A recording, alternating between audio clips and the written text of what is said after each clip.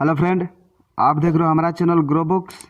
तो आज हम फिर से आपके लिए नई बुक लाए हैं, जिस बुक का नाम है Sam Walton made in America. इसका मतलब आइए जानते हैं अमेरिका के सबसे सफल बिजनेसमैन के बारे में। इनका लेखक का नाम है सैम वाल्टन विथ जॉन हुई। तो चलिए बुक को हम आपको दो लफ्ज़ों में बताते हैं। 1992 में आई किताब मेड इन अमेरिका हम सभी को यह बताती है कि किस तरह दुनिया के सबसे विख्यात कंपनी वॉलमार्ट के निर्माता सैम वाल्टन ने रंग से राजा बनने तक का सफ़र तय किया। इस किताब में इस बात का भी वर्णन है कि किस तरह सैम वाल्टन ने ग्राहकों को अहमियत देने वाली विधि से एक छोटे से बिजनेस को आज पूरी दुनिया में फैला दिया। और इसी बिजनेस की वजह से सैम वाल्टन का नाम एक समय दुनिया के सबसे अमीर आदमियों की सूची में रखा जाता था। तो चलिए अध्याय नंबर 1 को शुरू करते हैं। यह किताब आपको क्यों पढ़नी चाहिए। 1992 में जब सैम वाल्टन का निधन हुआ था तो उस समय वह दुनिया के सबसे अमीर आदमी थे। इतना पैसा होने के बावजूद भी सैम वाल्टन ने कभी मानवता का साथ नहीं छोड़ा और उनका स्वभाव ही वह मुख्य कारण था जिसकी वजह से वो दुनिया के सर्वश्रेष्ठ बिजनेसमैन बनकर उभरे और उनकी कंपनी वॉलमार्ट दुनिया के सबसे बड़ी रिटेल कंपनी के रूप में सामने आई। इस किताब में सैम वाल्टन की पूरी जीवन गाथा का वर्णन है और साथ ही साथ यह भी बताया गया है कि एक बड़े बिजनेस को किस प्रकार और बड़ा बनाया जा सकता है।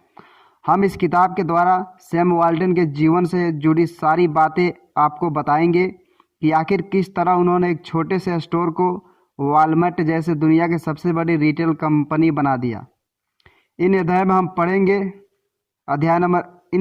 पढ़ेंगे नंबर 1, आखिर किस तरह इंग्लैंड के एक सफ़र ने सैम वाल्टन का अपने कर्मचारियों को प्रति रवैया बदल दिया। 2, आखिर कि वाल्टन ने वॉल स्ट्रीट पर हुला स्कर्ट पहन का डांस किया था। अध्याय नंबर 2, डिप्रेशन में जीने के साथ साथ सैम वाल्टन ने कठिन परिश्रम की अहमियत भी जाने। सैम वाल्टन का जन्म साल 1918 में एक मिडिल क्लास परिवार में हुआ था। उनका परिवार किंगफिशर ओक्लाहोमा में रहा करता था। उनके परिवार ने ज़्यादा समृद्ध न होने के कारण भी उनकी हर ज़रूरतों का ध्यान रखा। सैम वाल्टन के पिता का नाम थॉमस था। थॉमस ने अपने परिवार का जीवन यापन करने के लिए बहुत सी अलग अलग नौकरियां की। अपने आत्मसम्मान की वजह से थॉमस ने किसी भी तरह का लोन या फिर उधार न लेने का निश्चय किया था, लेकिन बाद में सैम वाल्टन ने अपना खुद का बिजनेस शुरू करने के लिए लोन लिया। सैम वाल्टन की मां नैन एक कर्मठ महिला थी। नए नए आइडियाज़ के साथ कुछ ऐसे काम करती थी जिसकी वजह से उनके परिवार के पास कुछ एक्स्ट्रा पैसे आ सके। 1920 और 1930 में परिवार की स्थिति अच्छी न होने के कारण नैन ने दूध का बिजनेस शुरू किया। उन्होंने एक गाय खरीदी। गाय से दूध दुहने के बाद सैम की माँ उसकी बोतल में पैक करती थी और फिर उसके बाद सैम उस दूध को ग्राहकों तक पहुंचाते थे। बचपन ही इन्हीं सब घटनाओं से सैम को आभास हो गया था कि उनको अपने जीवन के लक्ष्य को पाने के लिए बहुत बड़ा परिश्रम करना पड़ेगा। अपनी माँ से प्रेरित होकर सैम ने भी काम शुरू किया। जब सैम वाल्टन मात्र 7 साल के थे तब उन्होंने मैगजीन बेचने का काम शुरू किया। धीरे धीरे उनका यह कारोबार बढ़ता गया और जब तक सैम 7वीं क्लास में आए उन्होंने बाइक पर मैगजीन की डिलीवरी शुरू कर दी। पढ़ाई के साथ साथ उन्होंने काम चालू रखा और ग्रेजुएट होने की अवस्था तक उन्होंने अपने नीचे काम करने के लिए कुछ असिस्टेंट भी रख लिए। उस समय एक साल में लगभग $5500 कमाने वाले सैम वाल्टन को एक बात का एहसास हो गया था कि अगर कोई व्यक्ति मेहनत करता है तो उसको मेहनत का फल अवश्य मिलता है। 27 की उम्र में सैम वाल्टन ने खुद का बिजनेस शुरू करने का निश्चय कर लिया। उन्होंने यह बात समझ ली थी कि अगर जीवन में अपने किए बिजनेस को सफल बनाना है तो दिल लगाकर मेहनत करनी ही होगी। अध्याय नंबर 3, सैम वाल्टन ने सफल होने के लिए दूसरों की सिर्फ अच्छी बातों की नकल करनी शुरू की। साल 1945, 27 साल की उम्र में सैम वाल्टन ने पहला स्टोर खोला। उन्होंने सब सही किया था, लेकिन इसके बावजूद उनको लगता था कि वो और अच्छा कर सकते हैं। सैम वाल्टन ने फिर अपनी प्रतियोगियों पर नज़र रखनी शुरू कर दी और उनको यह पैतरा काम में आया। उन्होंने कुछ ऐसा अनोखे आइडियाज़ मिले जिसकी वजह से उनका बिजनेस और बड़ा बन गया। कुछ आइडियाज़ तो इतने अच्छे थे कि आज भी नए नए बिजनेसमैन के द्वारा इस्तेमाल किए जाते हैं। एग्जाम्पल के तौर पर 1940 के दौर में यह बात बहुत कॉमन थी कि हर स्टोर पर कई सारे कैशियर बैठे हो, जिससे कि पैसों के लेन देन में आसान हो सके। इसी के बीच सैम वाल्टन को मिनेसोटा में एक स्टोर पर जाना पड़ा। वहाँ पर उन्होंने देखा कि उस स्टोर पर सिर्फ 2 ही कैशियर मौजूद हैं, एक स्टोर के अंदर वाले रास्ते पर और एक बाहर जाने वाले रास्ते पर। वाल्टन ने यही तकनीक अपनाई और इस तकनीक से उनको काफ़ी फ़ायदा भी हुआ। ऐसे एक उन्होंने नोटिस किया कि उनका एक प्रतियोगी अपने स्टोर में सामान को रखने के लिए लकड़ी की अलमारी का इस्तेमाल करता है, जिससे कि सामान स्वच्छ और सुरक्षित रहता है। सैम वाल्टन ने भी ये उपाय अपनाना चाहा। उन्होंने इस आइडिया को अपनाया परंतु अपने ढंग से। सैम वाल्टन ने मेटल की अलमारियों का इस्तेमाल करना शुरू कर दिया। सफल होने के बाद वाल्टन ने दूसरे के अच्छे आइडियाज़ को अपनाना नहीं छोड़ा। एक बार एक स्टोर पर वाल्टन ने देखा कि आखिर किस तरह के स्टोर के सारे कर्मचारी सुबह स्टोर के नाम के साथ चीयर करते हैं, जिससे कर्मचारियों का उत्साह बना रहता है। वाल्टन ने भी वापस आकर अपने कर्मचारियों के साथ यह तरकीब अपनाई। वाल्टन ने इसको वाल्टन चीयर का नाम दिया। बाद में जब सैम वाल्टन के स्टोर के कर्मचारियों प्रेसिडेंट बुश से मिलने गए तो वहाँ पर उन सभी ने चीयर परफॉर्म किया। चीयर देखने के बाद बुश के चेहरे का उत्साह देखने लायक था। अध्याय नंबर 4। वाल्टन ने हमेशा ग्राहकों को पहले रखा, लेकिन विवाद के बिना नहीं। सैम वाल्टन हमेशा चाहते थे कि उनके स्टोर पर ग्राहकों की कमी ना हो, इसलिए जब उन्होंने पहला स्टोर खोला तो वहाँ पर उन्होंने आइसक्रीम बनाने की मशीन रख ली, जिससे कि ग्राहक उनकी स्टोर की तरफ आकर्षित हो। इसके बाद भी सैम ने कई अलग अलग प्रकार की नीतियाँ अपनाई, जिससे कि ग्राहक उनके स्टोर की तरफ आकर्षित रहे। एक बार सैम वाल्टन ने देखा कि एक परिवार हर शनिवार को शहर में सामान खरीदने आता है, लेकिन उनके आते आते ज़्यादातर स्टोर बंद हो जाते हैं। उन्होंने नोटिस किया कि उनका स्टोर जिस क्षेत्र में, वहाँ पर बाकी के स्टोर जल्दी बंद हो जाते हैं और जो लोग देर से सामान खरीदने आते हैं उनको असुविधा होती है। इसलिए उन्होंने अपने स्टोर को देर रात तक खोलना शुरू किया, जिससे कि जो कस्टमर लेट आते थे उन्हें सुविधा मिलने लगे। इन्हीं सब नीतियों के साथ सैम वाल्टन ने 1969 में वालमार्ट का 18वां स्टोर खोला। स्टोर देर तक खुलने के कारण आसपास के व्यापारियों ने शिकायत करी कि आपकी वजह से हमारी काफ़ी नुकसान हो जाता है। दिन के समय में कस्टमर बहुत कम आते हैं, लेकिन सैम वाल्टन ने किसी की एक न सुनी और अपने बिजनेस को बढ़ाते गए।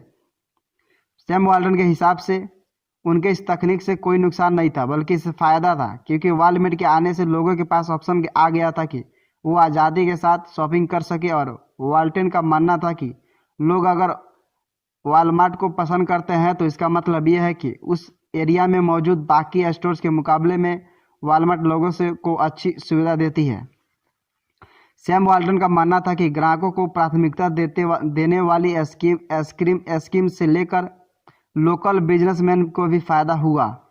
एग्जाम्पल के तौर पर सैम वाल्टन कहते हैं कि अभी हाल में एक पेंट स्टोर के मालिक ने वालमार्ट के स्टोर पर आके उनका शुक्रिया अदा किया, क्योंकि वालमार्ट पर आने वाले ग्राहकों को अगर उनके मन मुताबिक सामान नहीं मिलता था तो कर्मचारी उस जगह को उस पेंट स्टोर पर भेज देते थे। इस एग्जाम्पल से यह साबित होता है कि वालमार्ट अपने ग्राहकों का कितना ख्याल रखता है, और इसी ग्राहक केंद्रीय अप्रोच के साथ सैम वाल्टन ने अपने बिजनेस को आगे बढ़ाया। अध्याय नंबर 5। कंपटीशन से वालमार्ट को परेशानी नहीं हुई, बल्कि और बड़ा बनने में मदद मिली। सैम वाल्टन का मानना था कि कंपटीशन से भागने के बजाय उसका इस्तेमाल करना चाहिए। वाल्टन अपने विरोधियों को देखकर अपने बिजनेस स्ट्रेटेजी प्लान करते थे। 1970 के दौरान वालमार्ट ने एक छोटी जगह पर अपना स्टोर खोला। उस जगह पर पहले से ही केमार्ट नामक कंपनी का स्टोर हुआ करता था। उस समय तक केमार्ट पूरे अमेरिका में लगभग 1500 स्टोर थे और वालमार्ट के महज 150 स्टोर। वालमार्ट को समझ में आ गया कि अगर उन्हें उस जगह पर अपने स्टोर की वैल्यू बढ़ानी है तो उन्हें कुछ बहुत ही अच्छी स्ट्रेटजी की ज़रूरत होगी। वाल्टन कुछ करते थे इससे पहले ही वहाँ के स्टोर मैनेजर फिल ने अपना दिमाग लगाया और एक सेल आयोजित की। उस सेल के अंतर्गत वालमार्ट वहाँ के लोगों को डिटर्जेंट पर 1% तक की छूट दे रहा था। जब यह बात वाल्टन को पता लगा तो उन्हें लगा कि यह बहुत ही घटिया आइडिया है, इससे वालमार्ट को ही नुकसान होगा, परंतु ऐसा नहीं हुआ। यह आइडिया बहुत ही ज़्यादा सक्सेसफुल हुआ और इससे बहुत ही ज़्यादा लोग वालमार्ट की तरह आकर्षित हुए। वाल्टन का मानना था कि अगर उस जगह पर केमार्ट ना होता तो शायद वालमार्ट का इतना शानदार आइडियाज न मिलता। इसी वजह से सैम वाल्टन का मानना था कि कंपटीशन बहुत आवश्यक है। 1977 में लिटिल रॉक नामक स्थान पर वालमार्ट के स्टार को केमार्ट के स्टार के द्वारा बहुत ही शानदार कंपटीशन मिल रहा था। वहाँ का केमार्ट का स्टोर लोगों के बहुत ही कम दामों में वस्तुएं दे रहा था। जब इस बात का पता वाल्टन को चला तो उन्होंने स्टोर के मैनेजर को आदेश दिया कि वह भी कम से कम दाम में चीज़ों को लोगों तक पहुँचाए। इसका असर यह हुआ कि उस समय टूथपेस्ट की कीमत मात्र 6 सेंट तक पहुँच गई। लेकिन इतनी कम कीमत होने के बावजूद भी सैम वाल्टन पीछे नहीं हटे। अंत में केमार्ट को ही पीछे हटना पड़ा। इस घटना के बाद से वालमार्ट के निर्माता सैम वाल्टन को इस बात का एहसास हो गया था कि अगर कोई उनके कंपटीशन में आता है तो उन्हें वस्तुओं की कीमत कम से कम करनी पड़ेगी और उन्हें अपने ग्राहकों को अपने साथ जोड़े रखना होगा। अध्याय नंबर 6। समय के साथ साथ धीरे धीरे वाल्टन ने अपने कर्मचारियों को अपना सहयोगी बनाना शुरू किया। सैम वाल्टन शुरू से ही अपने ग्राहकों को सबसे ऊपर रखते थे। यही वजह थी कि वाल्टन अपने स्टोर के कर्मचारियों पर ज़्यादा ध्यान नहीं दे पा रहे थे। सत्य यह भी था कि वाल्टन अपने कर्मचारियों को उतना वेतन नहीं देते थे जितना कि वो सभी चाहते थे। 1955 की घटना की सैम वाल्टन के एक स्टोर मैनेजर चार्मी बम ने वाल्टन को कहा कि उन्होंने अपने स्टोर पर काम करने वाले कर्मचारियों के वेतन में इजाफा किया है क्योंकि वहाँ के कर्मचारी वेतन से खुश नहीं हुए। उन्होंने कहा कि कर्मचारियों का वेतन बढ़ाकर उन्होंने 50 सेंट से 75 सेंट कर दिया है। सैम वाल्टन ने इस बात का विरोध किया और चार्ली को आदेश दिया कि वो भी वेतन न बढ़ाए। वाल्टन ने ऐसा इसलिए किया था क्योंकि जिस स्टोर से यह मांग उठी थी कि वो स्टोर वाल्टन के मुताबिक प्रॉफिट प्रदान नहीं कर रहा था। काफ़ी लंबे समय था सैम वाल्टन ने अपने कर्मचारियों को अनदेखा की, लेकिन 1971 में जब वो इंग्लैंड जाकर वहाँ से वापस लौटे तो कर्मचारियों के प्रति उनका नज़रिया बिल्कुल बदल गया। अपने इंग्लैंड के सफ़र के दौरान सैम वाल्टन ने वहाँ पर एक स्टोर विजिट किया। वहाँ पर उन्होंने देखा कि उस स्टोर के सभी कर्मचारियों को एसोसिएट के तौर पर रखा गया है। यह बात सैम वाल्टन को बहुत पसंद आई और फिर वापस आकर उन्होंने अपने वालमार्ट के स्टोर पर भी यही नीति अपनानी शुरू की। इसके साथ साथ उन्होंने अपने साथ काम करने वाले एसोसिएट के साथ प्रॉफिट शेयरिंग का काम भी शुरू कर लिया, जिससे कि एसोसिएट का भरोसा पूरी तरह से सैम वाल्टन और उनकी कंपनी पर स्थिर हो गया। अध्याय नंबर 7। वाल्टन को अपनी सफलता सेलिब्रेट करना आता था, साथ ही साथ वो यह भी जानते थे कि अपने फेलियर से किस प्रकार सीख लेनी है। सैम वाल्टन ने अपनी रफ्तार कभी कम नहीं की। उन्हें जितनी सक्सेस मिलती गई वो उतनी तेज रफ्तार से अपने बिजनेस की गति को बढ़ाते गए। हालांकि उन्होंने यह भी माना कि रफ्तार बनाए रखने से चक्कर में उनसे कुछ गलतियां भी अवश्य हुई। ऐसा ये गलती से उनको उनकी कंपनी से भी हाथ धोना पड़ सकता था। 1974 की बात है। वालमार्ट बहुत अच्छा बिजनेस कर रहा था। उसी समय वालमार्ट ने सोचा कि अब क्यों ना रिटायरमेंट ले लिया जाए। उस समय वालमार्ट में 2 वाइस प्रेसिडेंट हुआ करते थे, रोन मेयर और फेरोल्ड अरेंड। सैम वाल्टन ने रोन मेयर को प्रेसिडेंट बनाने की राय सबके सामने रखी और खुद रिटायरमेंट ले लिया। यह बात फेरेल और उनके समर्थकों को बिल्कुल पसंद नहीं आई। इसका रिजल्ट यह हुआ कि कंपनी के अंदर ही दो दल बन गए, एक रोन मेयर का और दूसरा फेरेल का। 2 साल बीत गए तब सैम वाल्टन को एहसास हुआ कि कंपनी में जो हो रहा है वो ठीक नहीं है। इसकी उन्होंने निश्चय किया कि वो रिटायरमेंट से वापस आएंगे। इस घटना को सेंट रडे मस्करे के नाम से जाना जाता है।